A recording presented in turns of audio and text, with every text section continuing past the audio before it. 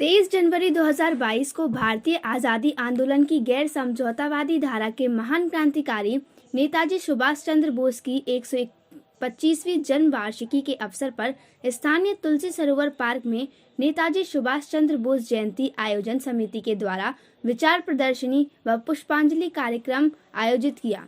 कार्यक्रम में शेर ए हिंद तुझे सलाम गीत प्रस्तुत किया गया।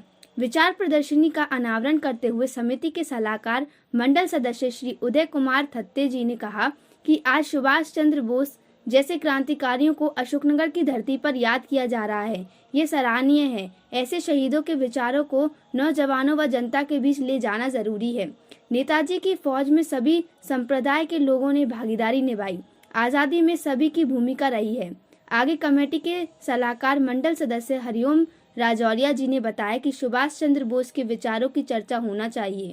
नौजवान उनके विचारों को पढ़ें व उनके सपने को पूरा करने के लिए आगे आएं। आज भी देश को नेताजी सुभाष चंद्र बोस की जरूरत है। नेताजी कमेटी के जिला अध्यक्ष सुरेंद्र रघुवंशी जी ने बात रखते हुए बताया कि सन 1897 में उड़ीसा के कटक शहर में जन्मे नेताजी सुभाष चंद्र बोस के अपने जीवन में समझौता रहित संघर्ष चलाते हुए अंग्रेजों को न केवल सशस्त्र मुकाबला किया बल्कि वैचारिक चुनौतियां भी दी।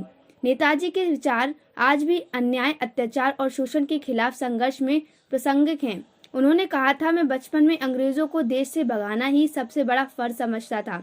बाद में गंभीर चिंतन के बाद इस नतीजे पर पहुंचा कि अंग्रेजों को भगाने से ही मेरा फर्ज पूरा नहीं होगा। भारत में एक नई सामाजिक व्यवस्था स्थापित करने के लिए एक और क्रांति करने की जरूरत है।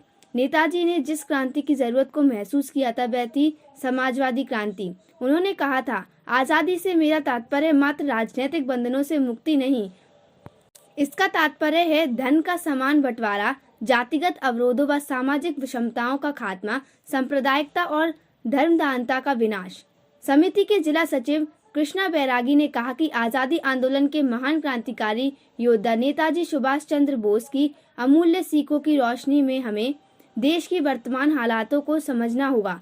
निश्चित रूप से हमारे देश में प्रत्यक्ष तौर पर विदेशी साम्राज्यवादी शासन नहीं है, लेकिन आज़ादी के बाद तमाम सत्तारूढ़ सरकारों ने देशी विदेशी कंपनियों की कठपुतली बनकर ही काम किया है।